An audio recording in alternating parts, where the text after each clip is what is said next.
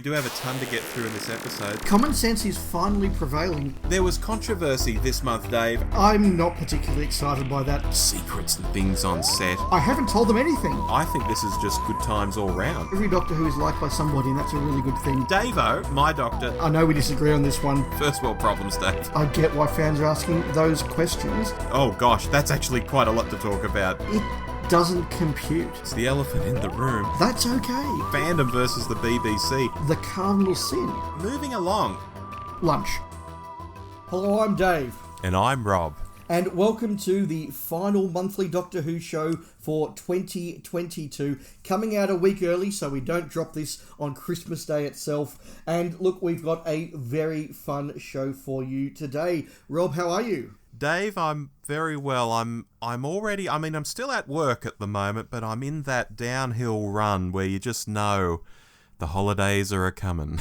Yeah, I'm in that sort of fortnight of before you're allowed to go on holiday, you have to have a Christmas catch-up with everybody. Yep. And the diary just looks kind of absurd, but the good kind of absurd, but I can see several weeks of summer nothingness coming over the horizon, and that's really informing our topic for this month. We were thinking, what should we do in December? And we thought, well, the whole Northern Hemisphere is about to have their Christmas break. The Southern Hemisphere, where we are, is about to launch into one of those wonderful summers where the whole country just shuts down for 4 or 5 weeks. Yeah. And so we thought, let's talk about those Doctor Who shows that don't get a lot of love, maybe are forgotten, maybe neglected, and deserve a second chance. So all of our listeners who are going on holiday and are wondering, what am I going to watch? Well, they can maybe give some of these shows a second chance. Yeah, and by Doctor Who shows, we don't mean our own podcast.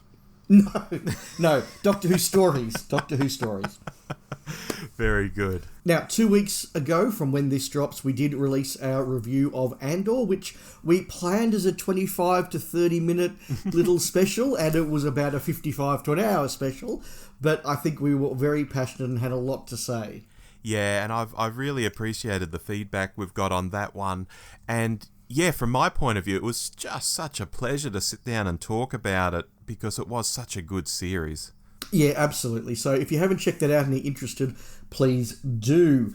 Now, Rob, we're about to launch into a news segment, but since we made the show notes, we had news breaking today, in fact this morning, something we woke up to, and it is quite sad news, and that is the death of former Doctor Who writer Chris Boucher. Now, we don't highlight every death on the Doctor Who show. Hardly any, actually. No, but this is one that I think I certainly know I wanted to briefly highlight at the top of the show because he is one of my favourite television writers, not just favourite Doctor Who writers, but a favourite television writer of mine. And it is sad to hear that he has passed away. He wrote, in my opinion, 3 classic Doctor Who stories, and look, some people love Image of the Fendal, others don't. Some people love The Face of Evil more than others. I think they're all classic, but I think pretty much everybody agrees that The Robots of Death is a genuine contender as a top 10 Doctor Who story. A banger. It's an absolute banger, and a lot of that's down to his writing. He was, of course, the script editor on Blake 7, which is a favourite show of mine, and just the dialogue that he had there was just absolutely superb. He was the showrunner and creator of Star Cops, worked on a number of different series, but look, his ability to world build and create characters and just have witty, clever dialogue, I think was absolutely up there with Robert Holmes. I'd put it up with somebody like a Russell T Davies or a Stephen Moffat. I think it's a great shame he didn't have a greater career. I think it's a great shame he didn't get to script edit Doctor Who. I imagine Chris Boucher's dialogue being written for the 6th Doctor for Colin Baker, and gee wow, that was a missed opportunity. Yeah, we've said several times on the podcast over many years what we lost by not having Chris script edit the show. It's just incalculable how good the show could have been with him in that role. Yeah, absolutely. Look, he was a protege of Robert Holmes, and he was very close to Robert Holmes, and I think that's a reflection of just how talented he was and the sort of writer he was. And so, look, I just wanted to say at the top of the show, very sad to hear of Chris Boucher's passing. Yeah, wale Chris Boucher. On that note, though, we'll plunge into our anticipated news. The first item is mine, and Rob, we've been talking over a number of months on this show about how the calendar for the next year or so in Doctor Who has been a little bit wobbly and a little bit fuzzy. Yeah, well, very vague, let's say it. Let's put it that way. We now have a little bit of firm news that came out. Doctor Who magazine broke the news, and they quote Russell T Davies as saying that there will be 2 Christmas specials, one in 2023 and one in 2024. The actual quote is, "The 2023 script has been long since signed off. The new one is for the end of 2024. For the first time ever, I'm writing a Christmas special at Christmas." So, Rob, we now know we are getting a Christmas special. We now know we're getting a 60th anniversary special. We know we're getting 2 other episodes, probably around there, but that's not confirmed, and a Christmas special in 2024. Yeah, so my big takeaway here is that Ncuti debuts in a Christmas special, very similar to Tennant. So history repeats itself in so many ways with RTD. Yes, that's very true, actually. That's very true. So, yeah, look, things are starting to come into shape, and we have a bit more news about the format of the series, not the timing, but the format of the series later on in the news. But in the meantime, Rob, you've got another little bit of new series news. I do, and just before I get to it, I'll also comment on that other story. I think there may have been a quote from Russell, if not in that story, then in something he's been saying recently, that it takes a while to sort of turn the ship around, but Doctor Who will be getting back on track and being a yearly thing. I think 8 episodes a year is the goal, and he's just going to start banging it out like he used to back in the good old days. So I am very excited about that. Yes, 8 episodes confirmed more or less, so that's a very good thing. Yeah. But my piece of news is something a lot less official than what came out in the Cardiff Pravda. This popped on Reddit around the 8th of December or so, so what would that be, 10 days prior to this episode dropping, because we're dropping this on the 18th. Yeah, so 10 days ago, Dave, there was a leak on Reddit of a console room for Ncuti Gatwa. There was a short video where someone had quickly filmed what looked like a possibly unfinished TARDIS interior, or maybe it just wasn't fully lit up, so it didn't look quite ready. And there was also an image someone had taken of some concept art hanging up in the studio space. Now, I won't go into huge detail on either, as people can seek it out for themselves or not. Not that I think it's particularly spoilerific when it's just a console room, but I know how people can get touchy, so I'm just leaving it quite broad. But I will say, I like the look of what I see. It's not radically out of step with some of the previous modern console rooms, the good ones, I hasten to add, not that silly bloody yellow crab thing that Jodie had. And there's something in the corner, well, if a circular space can have a corner, that is, which I think is a really nice touch. It's way more interesting than a hat stand and could provide some ambience of its own, and I think I've said enough. Interesting. Now, I haven't seen the video clip. I couldn't easily find it. Oh. I have seen the concept art, though. That was fairly widely shared. And like you, I like what they seem to be doing there. I think it's an interesting take. I think it's the correct take. I don't know what was in the corner, and maybe when we're off mic, you might have to tell me that. I shall, yes. Yeah, no, please. No, look, what I've seen I like. Yeah, no spoilers, but roundels are there. I saw roundels. And it just looks like the kind of design where you say, yes, that is a console room. It's not one I've ever seen before, but when I look at it, I say, yes, that is a console room. Unlike what we've had for the last 5 years. I say no more on that. Yes, and it certainly gave me the vibes of an era of the show that I'm very fond of. Not necessarily the one that everyone will assume I'm referring to. Mm-hmm. But look, when it's official, we will probably pull this out a little bit more. Yeah, if this pops in like Doctor Who magazine or something, we'll talk about it again. We absolutely will.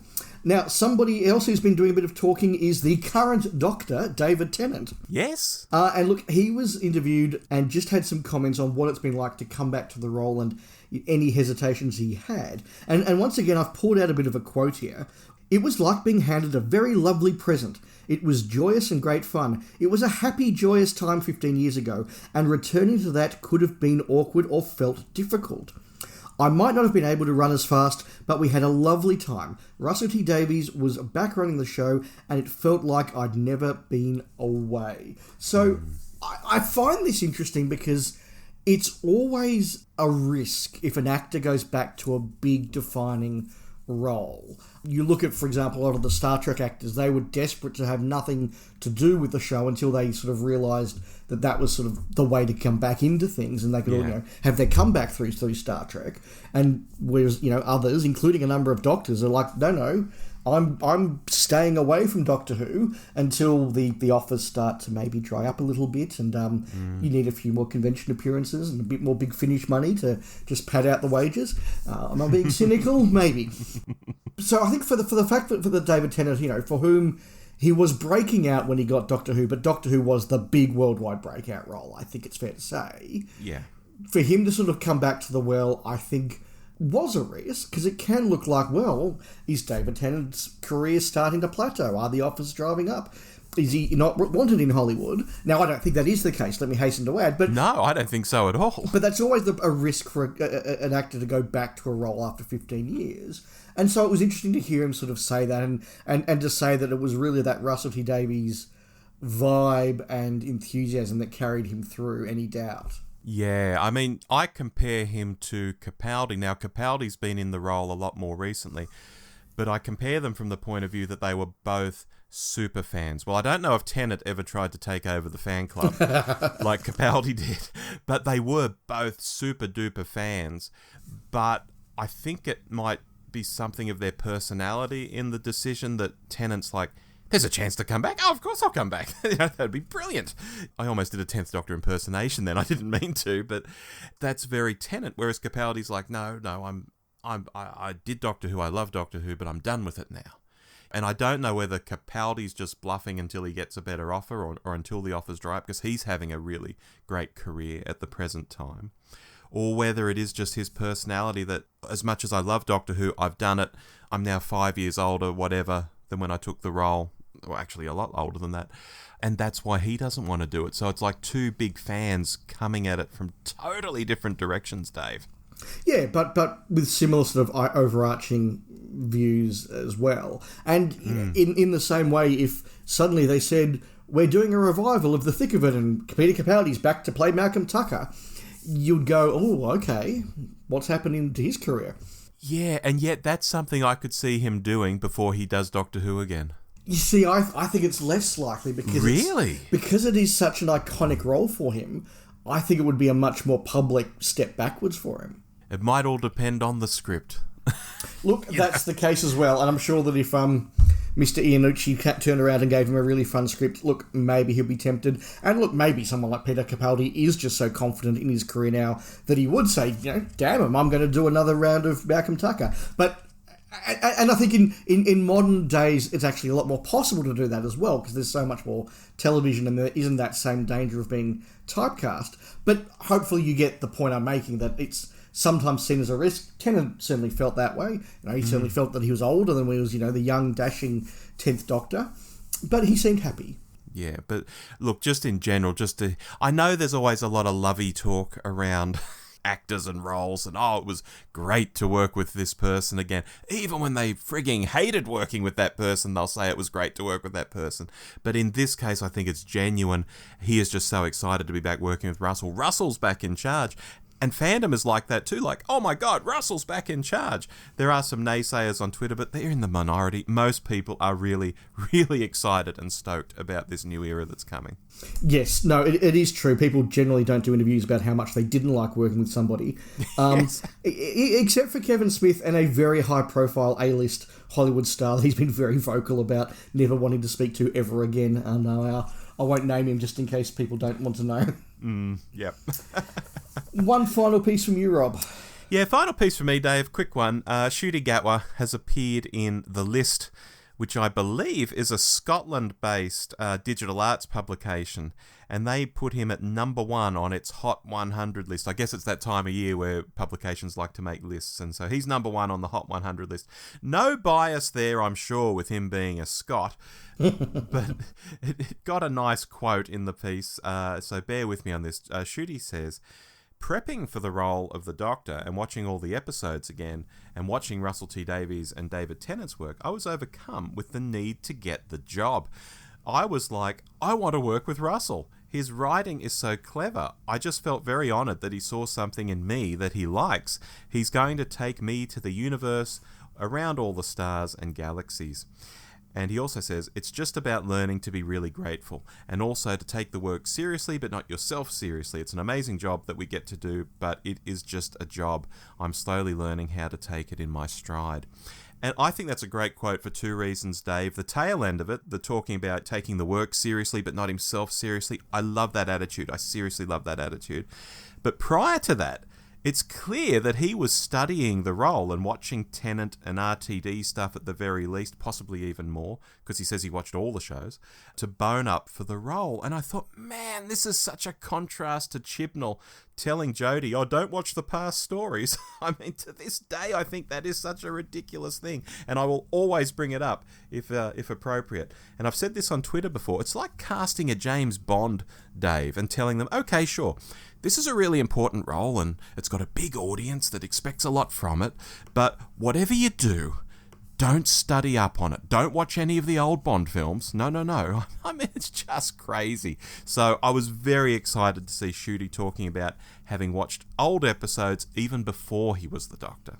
Yeah, it's a really nice thing to say. And look, you're always a little bit cynical about some of these pronouncements and a little bit, how contrived they are to sort of make sure that we have the right vibe coming out. But I think we've seen enough of Ncuti now to know that there is a genuine enthusiasm for the role. It's certainly very believable that an actor who's really come of age during the time when Russell T Davies has been just writing hit after hit after hit that's been really big mainstream television in the UK, you couldn't help but notice that as an up-and-coming actor and go, that's a writer that I want to work with. Yeah, I want to hitch my wagon to that guy, yeah. Yeah, absolutely. It's very believable. And no, it is good. And yeah, what you say about Jodie is just bizarre. I can understand cautioning an actor and saying, look, I'm going to get you to watch some things here. Now, be aware we want to do something different, but know what comes before, because even if you want to do something different, you've got to know what you're defining yourself against. Exactly, and the same for Bond. Don't watch Pierce Brosnan and then play Pierce Brosnan, but watch Pierce Brosnan and watch Daniel Craig and get a feel for what the audience has seen. If you've not watched these, get a feel for what the audience has seen, what the audience knows, and what the audience expects, and then do your own thing within that boundary. Don't watch it and just bring your own thing to the role. Oh, no.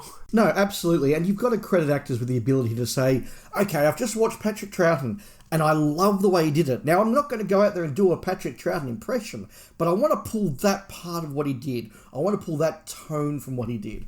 Or you might watch a bit of Tom Baker and you just go, look, a lot of this is just not me. I can't do Tom Baker. But that thing he does, that particular thing he does, I want to kind of pull that out. That's really helpful. Or you might watch the Doctor and go, this is how I don't want to be, and I'm going to play in opposite to that. Well, here is something that Pertwee did that I found quite amusing. Can we slip that same thing into one of my episodes? Yeah. Because the fans will say, oh, that's just great. Just that little bit of knowledge here and there. It goes such a long way. Yeah, so look, whether it's cynically contrived by a press department or not, it's certainly working and getting me excited for the coming of the 15th Doctor. Oh, me too. I'm really excited. Like, I don't want to just keep gushing and just fanboy over it all, but I am the most excited about Doctor Who for a long time. Not just the Chibnall era, even back in the Capaldi era. I was looking forward to his era ending. I didn't know how good his final season would be, but as we were going into it, I was ready for it to end there. So this is years I haven't felt like this, Dave. 6-7 years maybe. No, it's very cool. It's very, very cool. We're looking forward to it. On to short topics. Look, I've got a couple of things I just want to mention briefly, and I'll do it sort of under the one umbrella of what I've been doing in Doctor Who world lately. I did enjoy so much watching season 15 back for our last monthly episode that I did go and put on the Ribos operation. I thought, I'm just going to keep going. And I am just very slowly working my way through season 16 and continuing to enjoy it. It really is a season that is so fun and so enjoyable. It's got a number of stories I certainly didn't get as a kid, but love now. Ribos Operation is one. Power of Kroll in some ways is one. Androids of Tara is definitely one. Seeds of Doom I loved at all ages. So yeah, no, that's been good. I've been enjoying season 16, and if you want my more in-depth thoughts on it, go back to when we did a monthly deep dive into season 16. Yes, because we've done those 2 seasons now, 15 and 16 as deep dives. They are the only 2 Toms we've done, but it's those 2. Yeah. And the other thing just to mention is that something arrived in the post a couple of days ago, and that is the Doctor Who and the Daleks, the official story of the films by John Walsh. I saw this online up for purchase. I thought, I'm going to have this. It was a little bit pricey, as these big hardbacks are to get out to Australia, but when it arrived, my goodness, it is one of the most sumptuous and wonderful and detailed books that I have ever seen in relation to the show. And it reminds me of back in the 90s when there was a phenomenon going on in Doctor Who merchandise that my friend Richard really talks about quite in depth and quite passionately, where all of these people who'd grown up with the show were now old enough to make the merchandise they'd always wanted. Yeah. And you got those really just passionately made reference books and hardcover books and the like. And this Doctor Who and the Daleks film book feels like that. It feels like a genuine labour of love. The graphics, the photos, the material, the behind-the-scenes stuff, most of this stuff I have never seen before. It goes into a lot of detail, but it's very, very well written. As I say, it is a big, pricey hardback book, but if you were wavering on this and you weren't sure if the value was there, I am a big, big fan of this one. I've got to say, I've not really got a look at this one yet. So I'm now intrigued hearing about it. Look, even just to give you one example, I was reading last night, and I think we'd all perhaps heard about the anecdote of the guy who did a stunt in Dalek Invasion of Earth 2150 AD and broke his leg.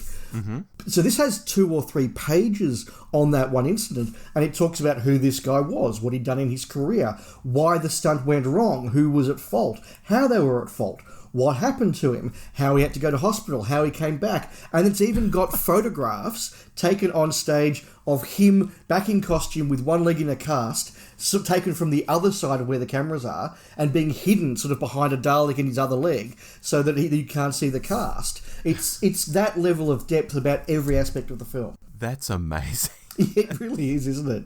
Wow. I'll look this one up and see if I want to grab one. Yeah, look, at the very least, just have a look and see if it's within your budget, because I think it's really good. Very good. I have a short topic, Dave. You've got an inverse topic here, Rob. Yeah, it's not quite New Year, so this isn't a New Year's resolution by any means. It's maybe an end-of-year resolution.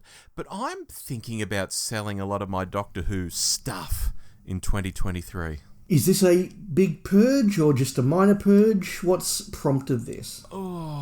In terms of the size of the purge, I think it'll be a moderate purge. It's not a complete purge, because as I approach 50, and dear listener, I'm still several years off 50. It's not happening like next year or something, but as I approach 50 and I think about stuff, and as I look around at the house and it's filling up with stuff, I look at a lot of it and I think, do I need this? Not just Doctor Who stuff, but a lot of stuff in general. I mean, my wife, bless her, never bitches about this stuff because she's a fan of stuff and she's a bit of a collector, so she gets it. You know, I can put up a shelf load of, Doctor Who novels and she's like, oh, that's cool. Whereas I think a not-wee wife might be like, what are all these children's books doing on the shelf? What the hell is wrong with you? So, I'm very grateful for my wife and the way she is with this. But I sit here and I look at it and I think, far out, I might have got through reading a dozen books this past year and maybe a dozen more as audio books. But hardly any of that was Doctor Who related. It was all other stuff like biographies or Warhammer books or basically anything but Doctor Who. So when on earth am I going to read the NAs from start to finish? When on earth am I going to reread the EDAs and so on? And I think realistically there's actually thousands upon thousands of dollars of books there just sitting on my shelf. Like the EDAs alone, Dave, there's 70 odd books. If you sold them for $20 a pop, that's $1,400, and the EDAs, they sell for a lot more than $20 a pop. So some of them for a lot more. Yeah, so the reality would be higher.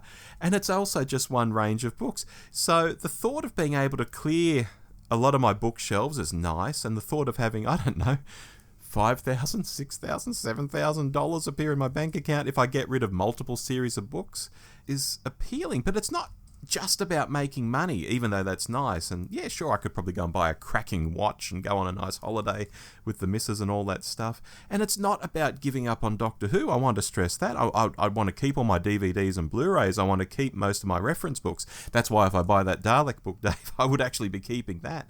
It's more the NAs, MAs, EDAs, PDAs, NSAs, probably all my Big Finish stuff. Like, I've got the entire run of the Eighth Doctor on CD.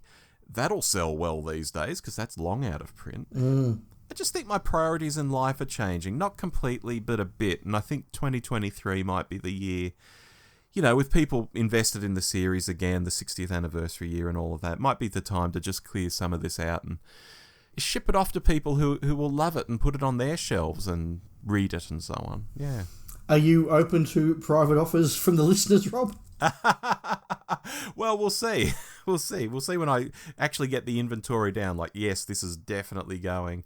Here's how much I'd like for it. Once I have that sort of feel, yes. Fair enough. Well, I think it's time for our main topic. I know. I'm quite excited about this one. Look, I am as well. It was something I threw out a few months ago and just said, why don't we do a second chances topic, where we just pick a story from each Doctor that needs a second go, that needs another look from fans, and we just went from there. Yeah, because I'd say over the years, when we've been doing all sorts of different topics, we've still come across stories here and there where our comment has been, wouldn't it be great if people went back and revisited this one?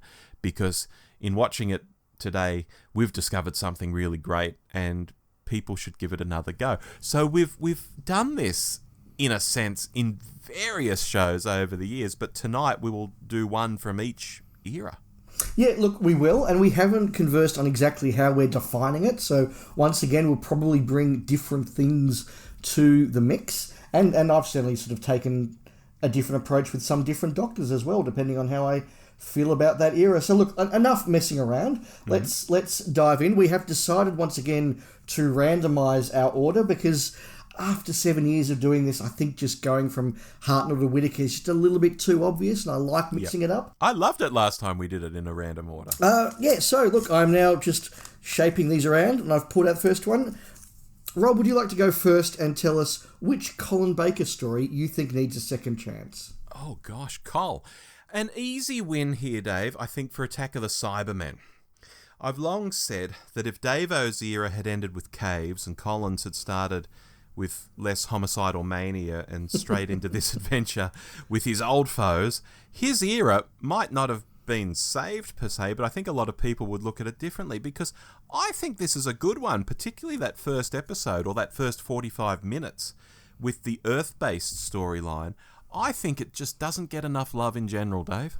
Yeah, I can totally see that. It's one story that I feel has really gone in and out of fashion with fans for a while, and I think it's a story that's often talked about rather than watched. Yeah, that's a very fair comment. I've gone slightly differently with Colin, and I have said we need to give a second chance to The Mysterious Planet. Oh, yep. And I think that this is a story that is overlooked because of a lot of the stuff that's around it, a lot of the much more controversial Colin Baker era stuff that's around it. It's always talked about in terms of the start of the trial of a Time Lord rather than a story in its own right. Yet, underneath it all, there is a really fun, well-made story. It's a Robert Holmes story. Is it the best Robert Holmes? No, it's not, but it's quite fun. It's got good characters. It's got great location filming. It's got a strong guest cast. It's got cool robots. The special effects hold up. If this hadn't been chopped around with the trial scenes, I think this would be regarded, again, not as a classic, but as a good, fun romp. And I encourage listeners to go out there and just watch it on its own terms as a fun story, and I think it holds up really well. I do like the Doctor and Perry walking through the forest at the start. They're getting along a lot better. It just feels so much more relaxed and refreshed in some ways. And all done by Colin and Nicola on location. Yeah. Because you watch it and the dialogue could be considered quite bitchy, but they do it in a sort of a fun having a go way rather than an actual bitchy way, and it's the same dialogue but just done so much better. Yeah, the relationship is so much better. It's arguably Nicola's best story. I'd go with that. Yeah. Certainly with Colin, anyway. Yeah.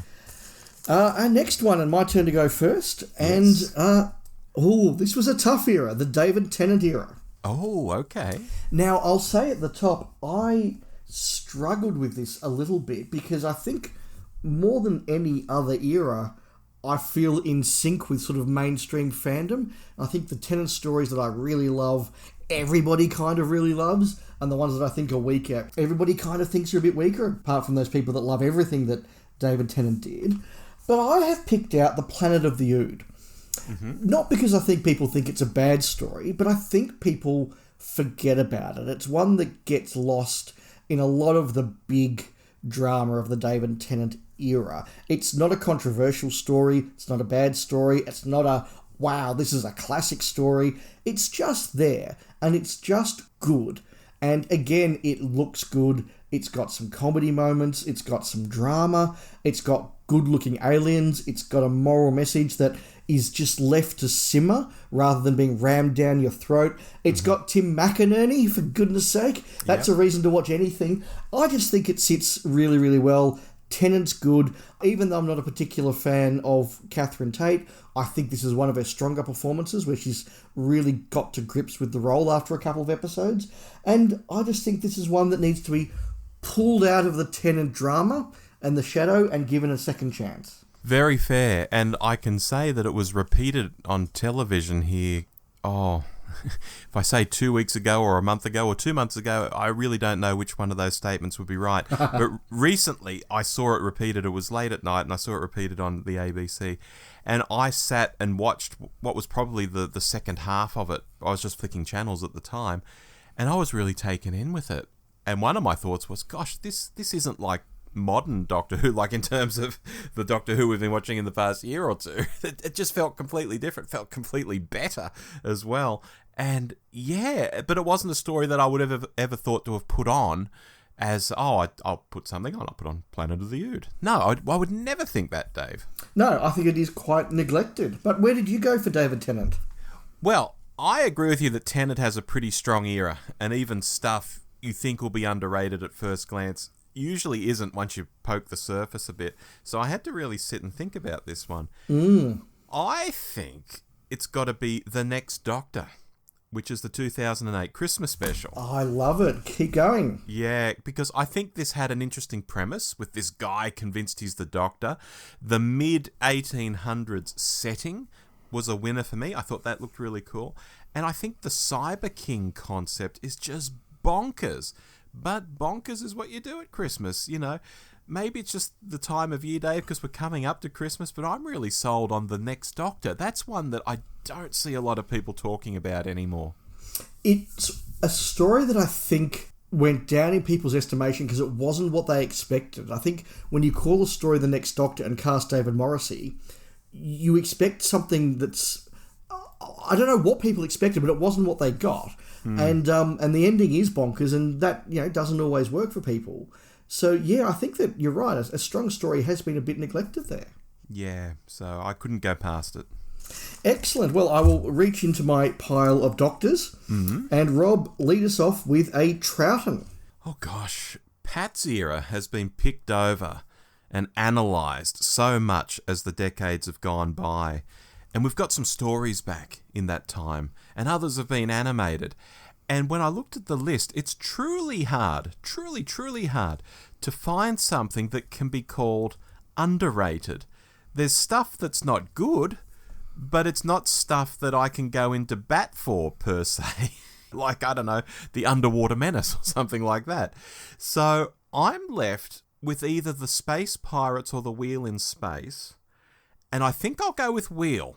Because although people point out issues with it based on listening to it and looking at stills, I think if the 4 missing episodes came back, there would be more of a turnaround. Not a complete turnaround, I want to say, but I think there's more to this than people give it credit for when they're consuming it in such substandard ways. Yeah, I just think there's more to it, Dave. So, I don't know, we'd have to maybe get those episodes back for my dream to fully come to reality, but I think people would like Wheel in Space more if they could see it. I think so too. I think if we had episode 1 with the servo robot on the Silver Carrier, if we had episodes 4 and 5 where the Cybermen are taking over the wheel, I think it would be much better regarded. I have listened to this, and every time I listen to it, I do appreciate that it's better than its reputation. So I think that's a good pull. Thank you. I went in a different direction, and I picked the Crotons. Okay. And this is a story that does, I think, have a bad reputation, and in a number of ways for justifiable reasons. It is a rush production. It, of course, was thrown together after Prison in Space was vetoed by the director, appropriately so. Yes. But this, to me, was one of my first introductions to Troughton, when this and The Mind Robber were repeated on the ABC in 1986, and I think it's a good adventure. Is it a Troughton Monster Era classic? No. But the Crotons are an interesting concept. You've got the Dr. Jamie and Zoe, and they're always interesting to look at. You've got a number of good characters there with the Gonds, and I just think that, yep, it's got some weak moments, but have another look at this, because there's a lot going for it. It's a proto-Robert Holmes story, and you can see a few of the things that he's doing there. Elik is a very Robert Holmes type character. Yeah, give it another go. Yeah, I was sitting back listening to you there, and I thought, yeah, maybe I should go and put the Crotons on later tonight. Yeah, look, I haven't watched the Crotons for a very long time, but when I did recently, I thought, this has got more going for it than I remembered. For sure. Our next one is Tom. Oh, gosh. You're first on this one, I think. I am first on this one, and I'm going to just dive in and say I'm picking the Android Invasion. I think this is a cracker of a story, and I think that it's neglected not because it's necessarily bad, but because it is an unusual Hinchcliffe story. It does feel like an early Tom, or even a Pertwee in the middle of the Hinchcliffe era. It's not as dark as that, so it does stand out. I think every fan knows that, the eye patch doesn't really work, and I can't believe he didn't look under the eye patch for... Yeah, okay, we get it, everybody. We get the eye patch is a bit lame if you watch it again and again and again. But who cares? This is a wonderfully written, made, and produced Doctor Who story. It looks great out there on the location filming in East Hagborn, where I've been. It looks great. I think that the Kralls are a really cool monster design. I think Stigron's a really good villain. You've got a really cool sci-fi premise. You've got the great stuff with the Doctor and the Sarah androids. Tom's in good form. Look, am I saying it's a Hinchcliffe Tom classic? No, I'm not. There's a lot of better stories in that era. But I think this is neglected. It is overlooked and allowed to just stand on its own, set apart from the era as a fun adventure, and I emphasise the word adventure. I think it was worthy of a second look. Oh, absolutely. I mean, the last time I watched it was, I don't know, a year or two back, and I was more than happy to be rewatching it. I mean, I first saw it as a very small child, and the memory that stuck in my mind the most was, Sarah Jane's face falling off. And that moment is still really cool, even if the android underneath looks a bit rubbish.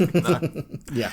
It is fun. It is absolutely serviceable, actually better than serviceable Doctor Who. It's great. It's one of those bottles of wine that you think's a bit cheap and going to be a bit ordinary, but you have the first swig and you go, this is going to be very easy to drink. Yeah, exactly. 7 seasons of Tom, what do you think needs a second chance, Rob? I thought we were going to snap, and you'll see why in a moment, but we didn't snap. I've picked a story here that's interesting insofar as I know people who are wildly passionate for this story. So I know it's not some hated thing that no one but some truly mad person will go into bat for. But broadly, I don't feel it gets as much love still today as it should. And anyone who sticks with it, I guarantee, will have a rollicking, swashbuckling time. Any guesses, Dave? Is it the Androids of Tara? It is! The swashbuckling kind of gave it away. Yeah, and that's why I thought we were going to snap when you said Android. And I thought, oh no, he's going to say Androids of Tara, but you said Android Invasion. Androids of Tara, I think it's witty, fun, some great location shooting, just very easy to watch Doctor Who. And it just still doesn't grab as many people as I think it should.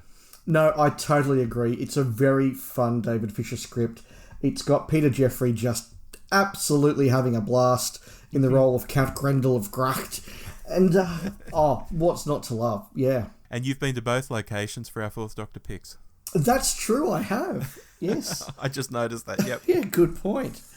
Yeah. I'm pulling another Doctor out of the pile. Rob, for you to tell us a second chance for Christopher Eccleston. For Eccleston. Okay. Eccleston is a little easier than, someone like McGann, who only has one story. But only just, because he's only got the one series under his belt. So... And half of those are classics. Yeah, half of them are classics. So I feel very pushed, and I wouldn't be surprised if we snap here. I feel very pushed towards Boomtown, being particularly a story that I didn't even like originally myself. And when you look at it, at its position in the series, you have this amazing run of stories. The finale's just over the horizon, and it's this weird little story that's jammed in between them all. Cardiff-based, limited sets, the return of a Slovene, and I didn't particularly like the Raxacoricophalopatorians in general. It didn't inspire at first, and in fact I didn't like it at first, but on rewatch and in recent years, I think, yeah, this has got legs. And I like this scene in the restaurant, and I actually do like this one. And I think for anyone out there who is still thinking, oh, it's that terrible one I watched back in 2005, or, oh, it's one that no one ever talks about because they're always talking about Dalek and the Empty Child and, the Parting of the Ways and all these other great stories. This is one to pull out and just give another chance to, I think, if you haven't.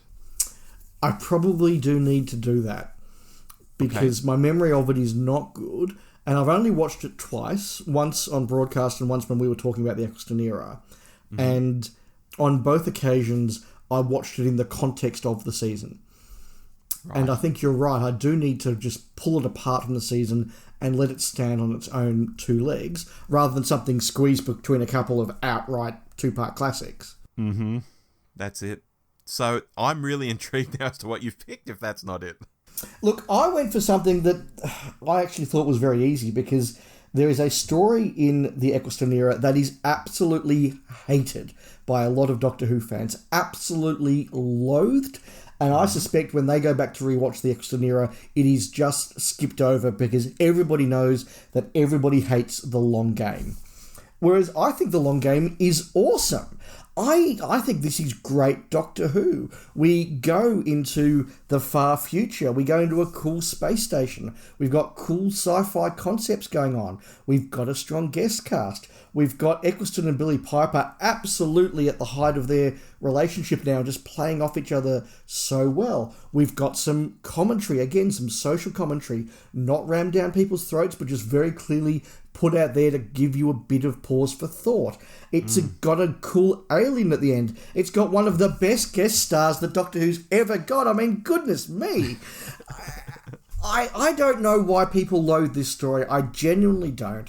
I think that, again, like Boomtown, yes, I can understand if you're watching the season back, it can kind of get lost in the cracks. It's not as good as what's around it. Sure, I accept that.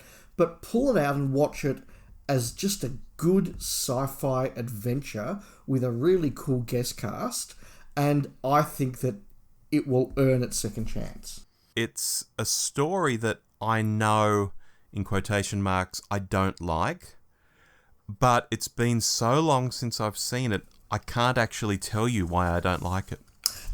I think that that's probably very, very common, and that's why I think it needs a second chance to stand on its own two legs.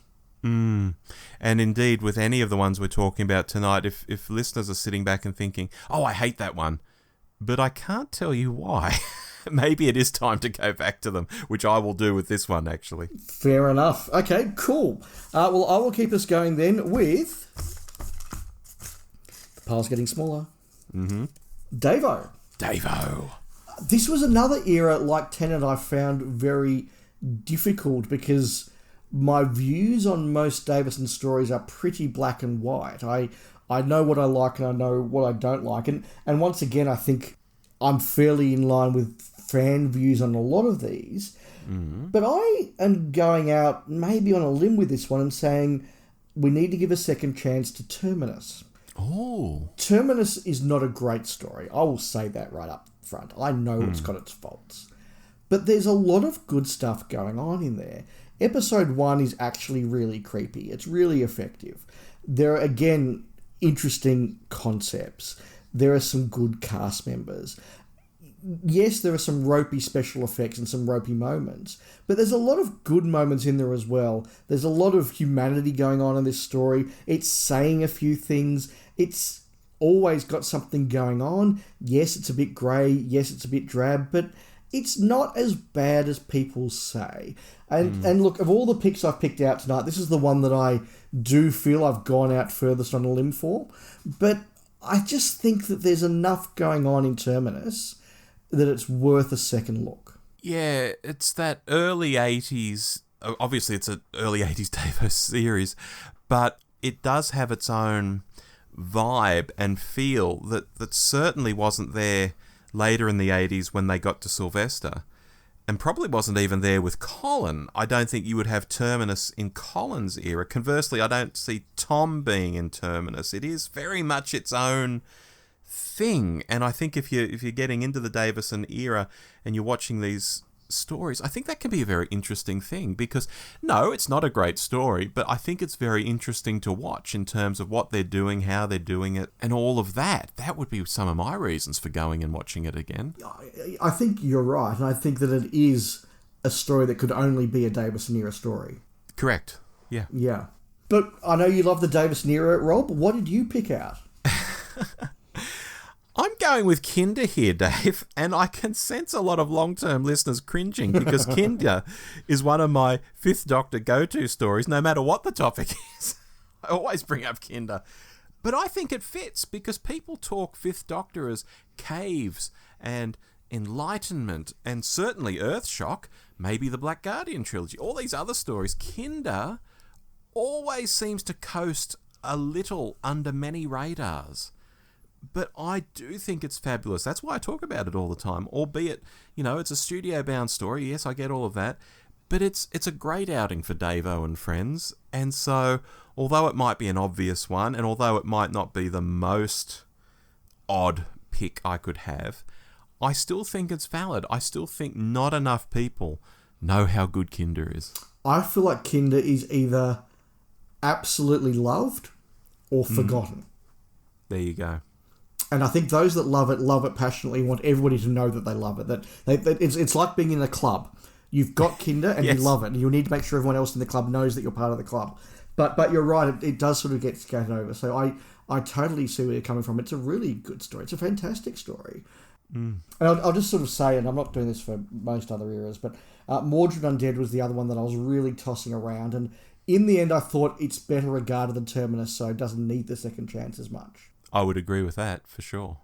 You'll keep us going then, Rob, with... And I'm just turning away so I don't see... Capaldi.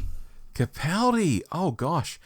Dave, easily for Capaldi, The Eaters of Light. I was anticipating this one so hard because of Rona Munro of Survival fame, coming back to the series, and she's still the only person to have written for classic and modern Doctor Who. And the setting was great. I think the story was solid, albeit it didn't set the world on fire. And the fan reaction was, well, a damp sort of fart, really. No one talks about this one, Dave, and I think it's high time people went back and gave it a look. Eaters of Light. I'm really glad you picked that one. I think the only reason I didn't is because I forget how much people hate it, because I just can't stand people hating it, because I love it so very, very, very much. Right. There you go. So that's a really good pull, and one that I easily could have had. I fully endorsed that. I gave Eaters of Light a 10 out of 10 when we reviewed it. I still think it's fantastic. It's not where I went, though. I went for a earlier Capaldi story that I think was dismissed by a lot of people at the time and has since been forgotten. But I think we need to give a second chance to Robot of Sherwood. Okay. Yep. I think that this was coming out at a time where a lot of people weren't quite sure what the Capaldi Doctor was. I think he had a very uncertain start in his first episode. I think that Into the Dalek, he's just a prick. He's just an unlikable, badly written prick. And a lot of people were not quite sure about Capaldi. You then go into Robot of Sherwood, and because of where we'd come from, I think that the Capaldi again came over as a bit callous, a bit of a prick, a bit of a bastard. Whereas I think if you watch it now, separated from that, just again on its own, you actually see that this is the Capaldi we're going to come to love. It's the Capaldi who's a bit prickly, but it's actually in a really fun way. The way that he interacts with all of the people in Nottingham, in Sherwood Forest, is just really, really fun. It's really, really grumpy. It's I think, Tom Baker-ish. I think that this was the first time I thought, this guy isn't doing Pertwee or Troughton, he's doing Tom. And again, it's brilliantly shot. I think it's a fun story. And I think that, yeah, look, I understand that if you're watching the Capaldi era in order, Robot of Sherwood maybe doesn't quite work, but I think as a standalone, give it its own chance. Yeah, I'm not sure Tom would have got away with giving Robin Hood the finger. But different times. Different times.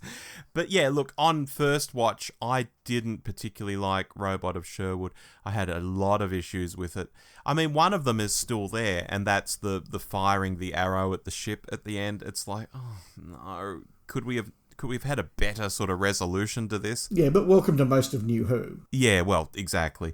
But other aspects of it on rewatch, and that rewatch was a year or two after the event, I felt a lot better about it. And I think if I watched it now, I might bloody love it. You know, aside from that arrow thing at the end, I might bloody love it. Because, yes, once you know where Capaldi's heading and once you know how it fits into things, yes, I can see that very much. And just to pull out something that I think is emerging as a bit of a theme here, and it's really highlighted by this one, but it is in a number of the stories we've picked, is that they don't often have the strongest of endings. But what we're saying is, like, when you know that the bad ending's coming, that's fine. You can kind of factor that into your expectations and then just enjoy the ride. Very much so. Another Doctor for you, Rob? Yes. Let's go to McCoy. Sylve is a difficult era because there's a lot of stories I really like in season 25 and 26, and I think broadly they're quite popular as well. So I find myself drawn back towards his first season, and I think the underrated stories in the first season are probably his first two. Now, of those, there's no way in hell I'm going to suggest Time and the Rani is a diamond in the rough. So, Paradise Towers it is, Dave. I think there's enough in it, and it does get overlooked, particularly when people look at the next two seasons and talk about Remembrance of the Daleks and The Greatest Show in the Galaxy and The Curse of Fenric and all of that stuff. I think it does get overlooked. I think it's worth a revisit. I think there's some fun stuff in there. The cleaning robots are a bit hammy and don't move fast enough. You know, Richard Breyer's overacting. We can take that, you know, one way or the other. But I think there's enough there to just dig in and have fun with it, particularly, as we've said in a few of these examples, you're not watching it as part of a seasoned rewatch. You're just pulling this one off the shelf and watching it for what it is. I think Paradise Towers is a lot better than its reputation. I think the script of Paradise Towers is fantastic. Mm-hmm. I think that the costume design is really strong. I think the set design is really strong. I think that the cast is exceptionally talented. I just don't think any of those fantastic things are all in the same story. Or none of them seem to be in tune with each other. And that's probably why I think it doesn't quite work. But you're right. If you just sit there and go, okay, I know that there's a little bit of a directorial mess in this, but the script is really good, and focus on that. There's a lot to recommend Paradise Towers. Yeah, I think so. I went to the other end of the era, though. Oh, this will be interesting. And I've picked Battlefield. Yeah, I can see why you've done that. Yep. I think that if Battlefield had been in season 25, 24, 23, 22, it would be seen as the greatest story of that season. Maybe it would be beaten by Remembrance. I'll give Remembrance that one. Oh, if it was in 24, Dave, I mean, it doesn't fit with 24, well, I'll say that up front, but if it was in 24, it'd blow everything away in 24. Look, it absolutely would, and in a number of other seasons as well. It is, however, in season 26, which is just sort of banger after banger, and I think it does have the reputation as, that's the weak one from season 26. Just sort of, pat it on the head and send it to bed, and we'll go and play with the Curse of Fenric.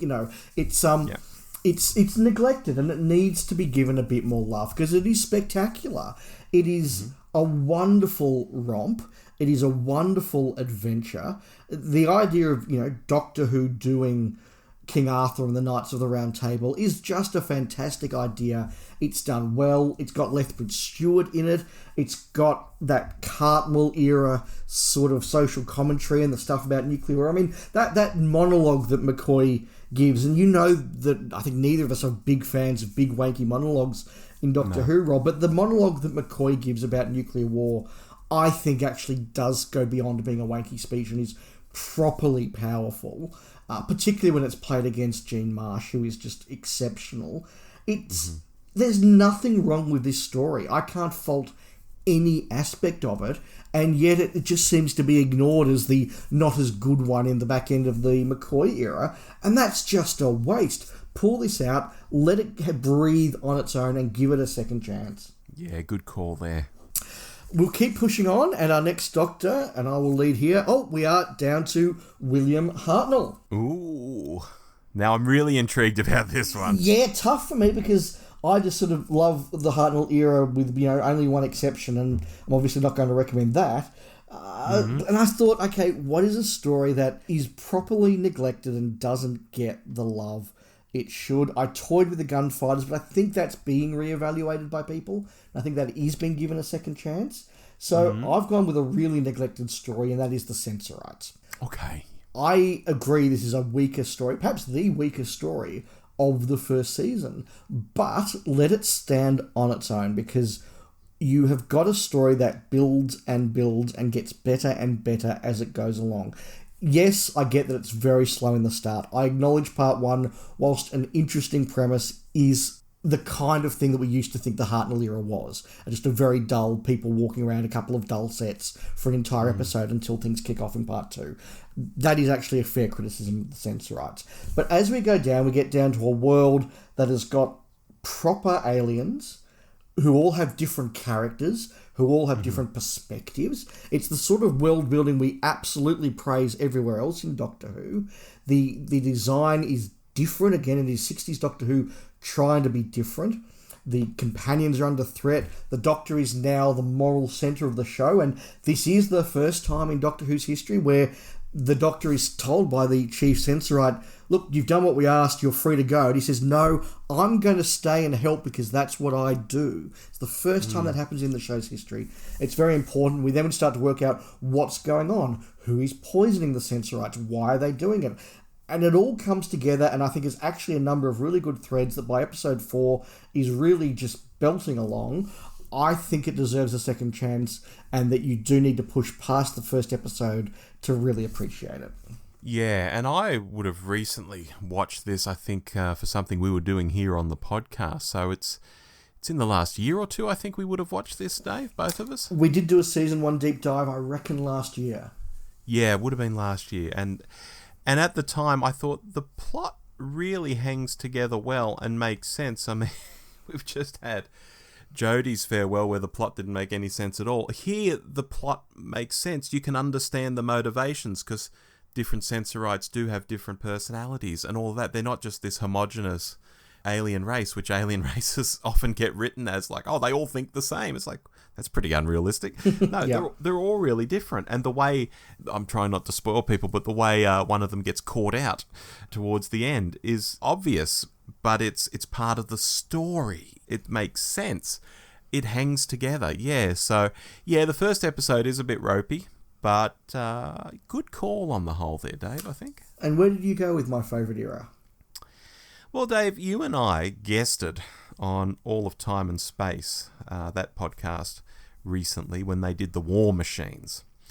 And that's going to be my pick here because doing that episode opened me up to the idea that while I love the story and always have for the 60s location work, the introduction of Ben and Polly, Votan mimicking what the internet would be, there's this fan wisdom around, oh, that's the one where Dodo leaves in a stupid way and it's Hartnell at the end of his run and he's clapped out and, you know, the War Machines are a bit crap. And that seems to drag this story down for many people, whether they've watched it at least once or whether they've watched it a few times and still think that, or whether it's just received fan wisdom that they've heard and they think, well, I don't want to watch that show. That sounds a bit naff. I've come to realise that the War Machines isn't as well loved as I love it. And so I want to throw that into the mix and say, if you've not seen The War Machines, please go and buy a copy on DVD and watch it. It's great. I agree, it is great. I think another disadvantage that the War Machines have is that those people who, like me, are passionate fans of the Hartnell era don't latch on to it because it actually is quite unusual in the Hartnell era. So if you're selling the Hartnell era, you talk about the historicals and the Daleks and the weird alien races and all of those big things that they did, whereas this is a very normal, it's actually a very conventional, not at the time, it was almost unique and unusual at the time, but it now seems a very conventional story. So it's not one that Hartnell fans go, check out how good the Hartnell era is, check out the War Machines, because it's not typical of the Hartnell era. Yeah, not indicative at all. No, it's not. So I think it does get neglected even by fans of the era. So yeah, really good call there. We have 3 Doctors left, Rob. We haven't snapped yet. Let's see if we do. But can you please tell us, Rob, which Pertwee story deserves a second chance? A tricky one, Dave. I'm going to plump for the Time Monster because I think this one has some issues, but it does get whacked with received fan wisdom a bit more than is justified. I think there's plenty in this one, whether the unit scenes or the Doctor telling the extended story about the Hermit back on Gallifrey and the Daisiest Daisy.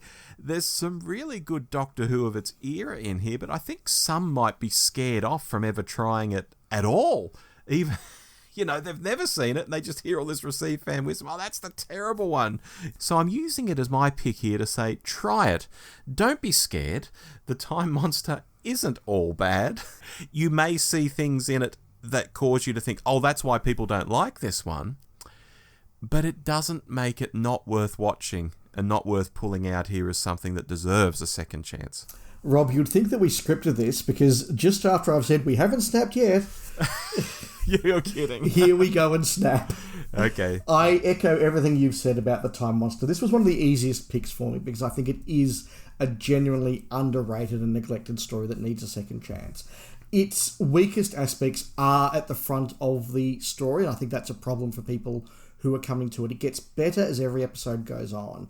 It gets more interesting as we work out what's going on with the Master's plot and what it's all about. You then get all that very cool stuff in the 2 TARDISes where the Master's TARDIS just looks spectacular and you get that proper interplay between the Doctor and the Master that's really good. But by the time you get to Atlantis, there's a really strong story going on here. Dalius is a really strong Pertwee character. The Doctor works really well in that environment. The Master is at his absolute manipulative evil best, and that's fantastic. You called out the scene about the Daisiest Daisy, which is a lovely scene, but I want to call out some of the work being done by Ingrid Pitt as Queen Galea, who I think, let's be frank, most fans just look at her costume and look at photos of that and go, she's just a pair of tits. And I think that's just a really dismissive and unfortunate view because she gives an amazing performance. Her one-on-ones playing off Delgado, where she's being seduced by the Master and seduced by power, are really, really effective. The way that she talks with her slave girl and that she knows the power she's got and she just knows how to just use it tantalizingly. The reaction that she has when she finds out that her husband hasn't just been imprisoned but has been murdered by the Master and he's no longer alive. That's a really powerful moment. You then get the destruction of Atlantis, the end of a civilization, and then a final moral comeuppance for the Master as he's faced with Kronos at the end. I think there's a lot to commend this story. I agree that the best stuff is definitely in the back half, but yeah, look, we've both said it's worth a second go. Hugely. Of all the ones we've done so far, this is the one I think that gets panned the most but deserves the most rewatches. Yeah, and that's not to say that there aren't some absolutely cringe-worthy moments in here. I get it. I get why this has got some of the reputation, but there's a lot more going for it than people appreciate, and particularly in some of those performances. Yeah, like I say, you'll hit a moment and think, oh, that's why people don't like this one. But just push through it. There's a lot more to it. Absolutely. So I will keep us going with Matt Smith. Again, an era where I've got sort of stories that I love and stories that I hate. And I thought, what's a neglected little gem in this era? And I have picked A Town Called Mercy. Yeah. Yep. This is just a story that seems to be utterly overlooked, utterly forgotten about. I never hear anybody talk up A Town Called Mercy, but I think it's one of the most interesting and fun adventures that the Matt Smith era has. It comes off the back of season 6, which is a love it or hate it season, and we don't need to go down that path again. But the era's come out the back of that and just decided to have some real fun with some concepts. And the Doctor doing a Western with a weird sort of android dude is just a fun story. Is it a Matt Smith emotional classic like Vincent and the Doctor or Amy's Choice? No, I'm not going to pretend it is. Is it a big, amazing Stephen Moffat timey-wimey, oh my God, you've blown me away with this arc? No, it's not. It's just a good, fun adventure, and it deserves more than the, frankly, neglect I think it gets. Do you know, I don't think I've seen this since it went out originally. That wouldn't shock me at all. I don't think anybody has. Yeah, and so I'm sort of thinking, yeah, I'm one of these people who hasn't rewatched it for sure. As I recall, there was a fella, not the android, but another fella who was like a scientist and a war criminal or something. Yeah. And he was hiding in the western town or something. And I think there was a really good storyline there. I could have it completely wrong. Maybe it was the robot who was the war criminal, but someone was a war criminal, I think. And there was this deeper story there. It wasn't just Matt Smith in a Stetson pretending to be a cowboy for a story. Yeah. What about you, Rob? For Smithy, I'm honing in on the God complex. This is a story I think has a lot going on and is quite dark and unhappy, yet I seldom see anyone really jump on board and defend it and say, this is bloody great, this is amazing, you know? The idea of being trapped in this hotel and your worst fears could be behind the next door and the Minotaur that is feeding off of people's faith. Oh, man, there's so much to it. Why don't more people talk about this one, Dave? The God complex for me all day long. I've had a couple of people say to me over the years, look, we get you don't like Series 6, but give the God complex a second go. And I think I need to make a point over this summer of doing that. Oh, look, it's wonderful. I think it's so good.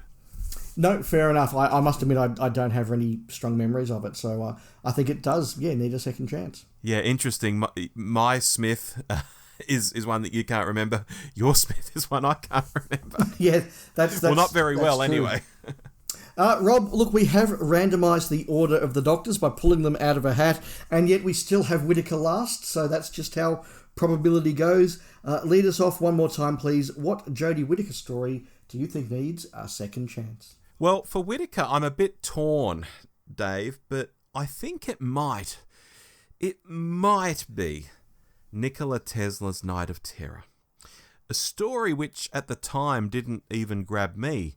And it's not a Jodie story you hear a lot of people reference, but when I think back on it, the bloke playing Tesla was very good. The costumes and the locations looked incredible for Doctor Who. And I think there was a good, fun, historical romp lurking in there, which gets overlooked quite a lot for whatever reason. You know, I won't go into the psychology of why people weren't enjoying this particular series. But I think it might be Nikola Tesla's Night of Terror. Yeah, I'll go with that. I like that pick because I think you're right. The Jodie Whittaker era is quite recent, and so a lot of the hot takes are still warm. And there's a lot in that series that was either instant classic, instant turkey, or this is controversial. Yeah. And mixed in all of that was, I agree, just a good, solid adventure. And I'm sitting here thinking, I remember that being okay, not great. I'm going, well, what was wrong with it?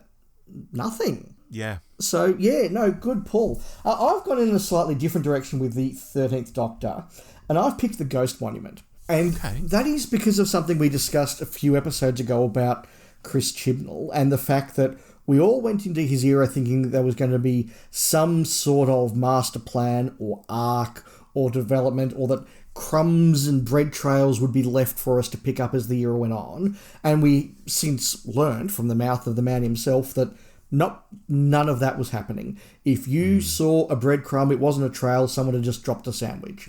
So I go back to the Ghost Monument, knowing that, and take it for what it was meant to be, and I think it stands up a lot better than it did at the time. Number one, it is lavishly filmed. And I do remember when we did our hot take, the one thing we both agreed on with this story was, wow, this new camera work they're doing and this new technology they have is paying off. The location footage is just magnificent. So I think it holds up there.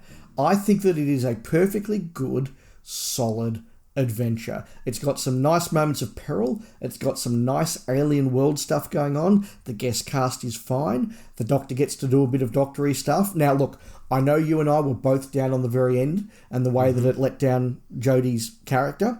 But as we've said all the way through this, if you kind of know it's got a bit of a weak last 2 minutes, you can put that aside and just enjoy a very good, I think underrated, first 50 minutes. And again, when you're not sitting there watching the Ghost Monument going, ooh, are these things going to come back later? Oh, ooh, are the people that created these weapons, are they going to come back in the series? Is it a Time Lord thing maybe? Oh, what's going... When you sort of know, actually, no, none of that's going on. Just enjoy this as a romp. I think it's a good romp. Yeah, I must say I've not gone back to it since it went out, but I think I would feel precisely the way you're describing there. I do know the ending. I do know it's weak. You know, she just gives up. Yeah. Oh, I've lost the TARDIS. Sorry, everybody. Yeah. You know, whatever. God, can you believe writing that in a script? No. Anyway, I won't go down that rabbit hole. I think if I went back to it now, yes, I think I would like it a lot more. But I think when you're in that early part of a brand new Doctor, you're only a couple of stories in, you're wanting it to be just great. And it was good, but not great. So, you know, I tended to come down on the negative side of it. But yeah, I think a reevaluation of the Whittaker era could be coming for me at some stage, if not us, if we do it on the show in the next year or maybe 2 years. And we'll find this a bit with her era at least. I agree. I think that there are a number of stories in the Whittaker era, and I think we've just picked two of them, that when taken as standalone stories removed of the baggage of the era, I think will actually stand up a lot better than we remember. Agreed. Now, Rob, I didn't put McGann into the mix because, look, he only had one story on television, and frankly, it would just be me saying, go read The Dying Days. The Dying Days is awesome. But you're a much bigger connoisseur of the McGann era than I am. Did you have anything else you wanted to mention on that one? I do. It might not quite be an answer either, but with so little TV content, it leaves us with the EDA novels and the Big Finish releases. And I've read all of the EDAs, and I've listened to, until most recently, I've heard all of the 8th Doctor Big Finish releases.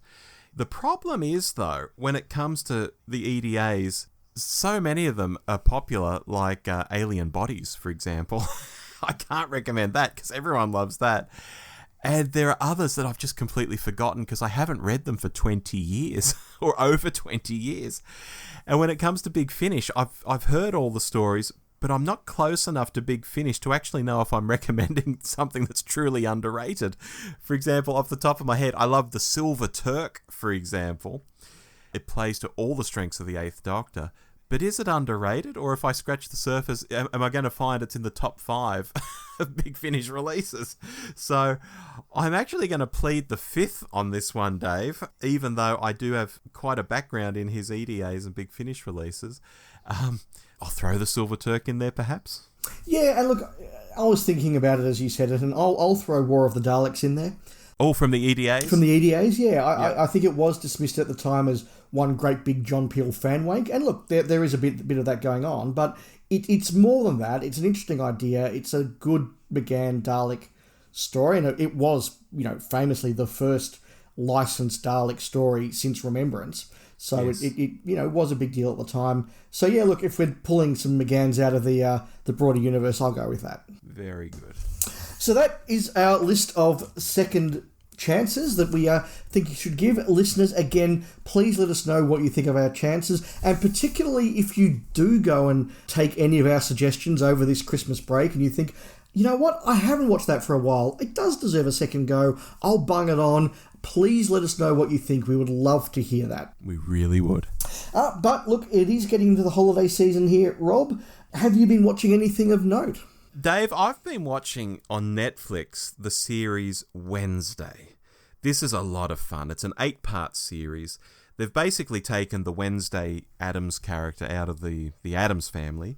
The others, like Morticia, Gomez, Lurch, Uncle Fester, they're in it, but they're sort of in reduced cameos here and there. It's really about Wednesday being sent off to boarding school, where she has a dry as hell one-liner for basically every situation and just deadpans her way through the story, which is probably best likened to another Netflix series, which is the reimagined version of Sabrina.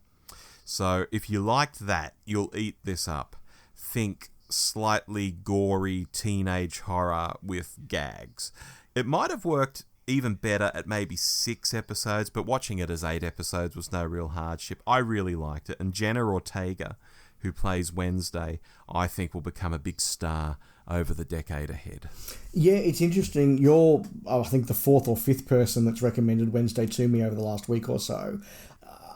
I didn't jump at the series initially because, look, listeners know that here in Australia we always talk about the Doctor Who repeats and the Goodies repeats and everything on the ABC, but the commercial channels were just as bad. And when I was in primary school particularly, in those sort of deader hours of the day, you would get constant repeats of The Addams Family and The Munsters and I Dream of Jeannie. And look, I can remember, getting up for school and Mr. Ed repeats were on, for God's sake. On one and Leave It to Beaver? Yeah, just so, don't think it was just BBC stuff on the ABC we got. We got just wall-to-wall repeats of all of this stuff. The Batman 66, the Monkeys, they were all on when I was a kid, just again and again and again. And I never sort of, got The Addams Family. I sort of appreciated it for what it was, but I was never like, oh, this is awesome, this is a really fun, kooky piece of television, in the way I did something like, say, The Monkeys or Batman.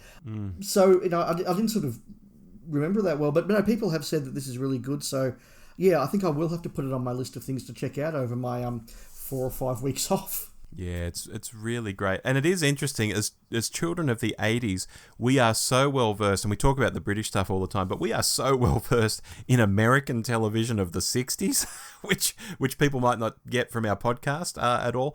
But we really are. We've seen all this stuff. Get Smart was on, I think, just constant loops, just week after week after week. They just kept playing Get Smart on a Saturday afternoon to fill it up. It was just... fantastic in some ways, but also, there's some stuff that's just like, oh my God, more Addams Family? What's going on? Yeah, look, I haven't been watching anything particularly of note. As I noted in our last episode, I had 3 out of 4 weeks up in Canberra for sitting weeks, and they were quite busy weeks. And since then, I've kind of been kind of exhausted and just wanting to chill and avoiding multiple Christmas catch-ups. But I have sort of found a number of older series have been popping up on various different TV apps that I've sort of just dipped into with mixed results. I watched the first couple of episodes of Buffy when I saw that had dropped on Disney Plus, I think. And I've got to say, I thought they held up really well. There are definitely moments watching those first few episodes of Buffy, the Vampire Slayer, where I thought, wow, this really is a quarter of a century old now, and it either looks it or it sounds it.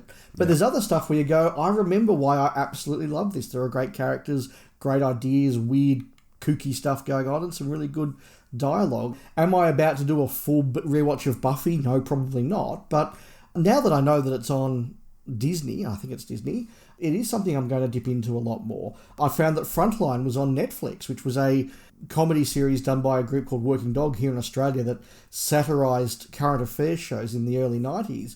And I've watched a few of those, and they are brilliant. They are still absolutely brilliant. I think the best stuff that group has done by far. In contrast, I discovered that Commander-in-Chief was on Disney+. That is a series that was kind of sailing in the shadow of the West Wing phenomenon at the time. And it kind of was looking at the idea that Hillary Clinton may be coming down the highway as president in a couple of years' time. Right. And it had Gina Davis as the president of the United States. And it's terrible. Oh, really? It really is trying to be good, and there are so many episodes where you can see what it wants to do, but it's just really, really off kilter. And it's got Donald Sutherland as the baddie of the series, and it's almost very sort of like Transformers in that way that, like, every episode the baddie has to come along and he has to, go up against the president. Oh, he's lost again. Rather than just sort of coming back every now and then, sort of when required, and they sort of, and there's lots of like, oh, we've put the president in an impossible situation, but oh, look what she's pulled out of the right of the hat this time, just out of nowhere. And there are moments when they're like, we're going to be really, really soapy and talk about what her teenage kids are doing and how her son's trying to get laid in the Oval Office. And there are times like, no, we're actually a really serious show about politics and the kids can be off. Like, it just doesn't know what it's doing. And how many eps a season? Well, it got cancelled 2/3 of the way through the first season. Oh, I see. So look, I remember watching it at the time. I did sort of get through it, sort of going, this wants to be the West Wing and it's not. Because my thought was, if this is like 24 eps a season, I can see why the storylines might flip-flop like that. Because the longer a season, you do get different writers coming in doing wildly different things. I thought that might have been it. But if it didn't make it to the end of the season, oh, Christ. No, it really does feel like one of those shows that knows it's not quite working but can't quite work out how to fix it and just throws different things at the audience and hopes that something will stick. And it's interesting to watch again, but I did sort of watched it and go, no, this actually wasn't great. Now, Rob, while we've been talking, and speaking of Batman, the bat alert has gone off on my computer here. Apparently you have some incoming emails. I do. On Twitter, I've been contacted by Chris Love, who tweets at Van Hell Song. So, hello, Chris. Thank you for your very timely note. Now, Dave, you've not heard this, but I think you'll really enjoy responding to it. So let me just read it, and you can have at it. How about that? Yeah, go on. A hot take from a listener. Yeah. Hi, guys. Really enjoy your show. And very good start, Chris. And the recent episode about Andor was a real highlight. I was one of those who thought the first 2 eps were decent, but not compelling. Just watched the rest over this weekend when I was homebound due to COVID, snow, and the missus being away. I just wanted to ask whether you thought there was an overt, let's make a high-budget Blake 7 about the show. I also noted the 7 rebels on Aldhani and how 7 is repeated in the prison workroom. I hadn't clocked that the other escapee was also in Rogue One, thought he had a very early Vila Arco vibe. And that's from Chris Love. That's a really cool email. Thanks for sending that in, Chris. Had I clocked the things you had? No. But as you say them, they do make sense. Now, look, Rob and I both independently, as we mentioned in our podcast, as we watched Andor, have gone, there are definite Blake 7 vibes here. So I wouldn't be shocked if there was some influence of the show in there. I think it's the first show since Firefly where I've thought this is a really Blake 7 sort of thing, and I wouldn't be shocked if the creators had watched it. So yeah, I totally get that, but that 7 thing, no, I hadn't noticed. And I hadn't realised that the chap in the prison was from Rogue One. I've said to myself I need to rewatch Rogue One now that I've seen Andor. And in fact, I might even rewatch the whole of Andor and then go into Rogue One. And then probably watch Star Wars after that, because why not? Yeah, exactly right. Tony Gilroy, who does Andor, he was the guy who originally came in to do the rewrites and reshoots on Rogue One, when we know that Rogue One wasn't quite working out. Tony's the guy who came in and did that. So he was the natural guy to come in and do Andor. He's American, but we know that American writers, sci-fi guys, especially the older types, and I think Anthony Gilroy might be in his mid-60s, like JMS, who we've talked about in the past, knowing Doctor Who and stuff, I don't think it's beyond the realm of possibility that Tony Gilroy could know Blake 7. I really think that's possible. Yeah, look, absolutely. I mean, we know for a fact that JMS cited Blake 7 as an influence on Babylon 5, and I think you're right, his generation of writers did see a lot of those sort of shows. It reminds me of when Kevin Smith had the showrunner of The Flash on his podcast a number of years ago now, and the guy said, I was a big Doctor Who fan growing up. And I thought, yeah, you're just paying lip service.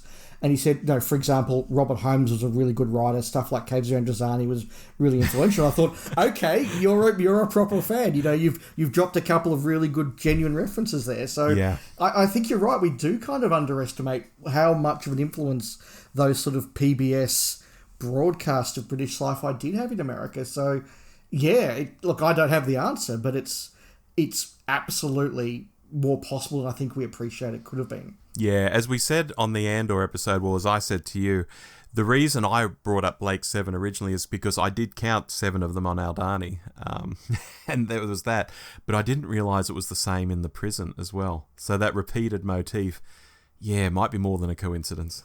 No, yeah, look, that's really cool, and as we said, I'm literally hearing that live for the first time, and so I haven't had time to process it any more than I've said, but I think it's encouraged me that I do need to give Andor a rewatch as well over the summer, and then go into Rogue One. Yeah, definitely. It's so good. Excellent. So look, that's been our episode. As is traditional in the Doctor Who show world, in January we are giving Rob a month off, and I will be hosting our friends from 42 to Doomsday and Spacefall for something. I think we've got as far as coordinating our diaries to get them all in the one place at the one time, and we'll do something podcast of decision vibey, I think, for January. So that will be a fun as live episode, and then we'll be back for our normal run in 2023. Yeah, so this is your last episode for the year here, Dave. You're packing up and going home, but I'll be back in the Primary Sources special on Christmas Day. Yes, absolutely. Yeah, so listeners, you get to hear from me one last time. Whether that's a good thing or not, I don't know. But Dave, that means I should be saying to you right now, Merry Christmas. I hope you have a really good break.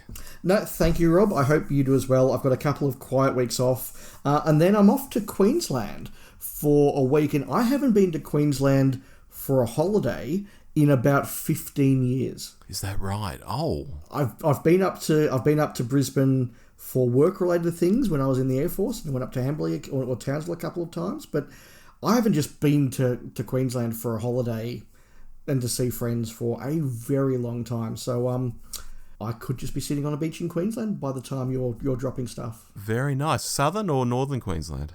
Southern. Oh, so that'll be really great, Dave. Lovely, lovely.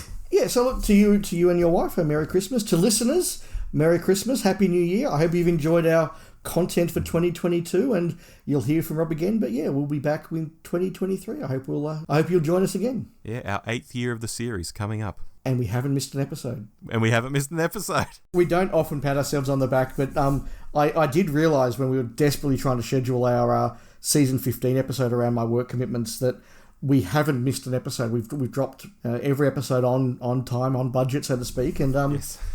yeah, look, I think we can be rightly proud of that. But look, enough praise of ourselves. We don't like to talk about ourselves. Hope you've enjoyed the episode. Merry Christmas, Happy New Year. Speak soon. Bye now. Goodbye. You've been listening to The Doctor Who Show with Rob and Dave. Find us online by searching for The Doctor Who Show. We also love it when you write in. Drop us a line anytime at hello@thedwshow.net.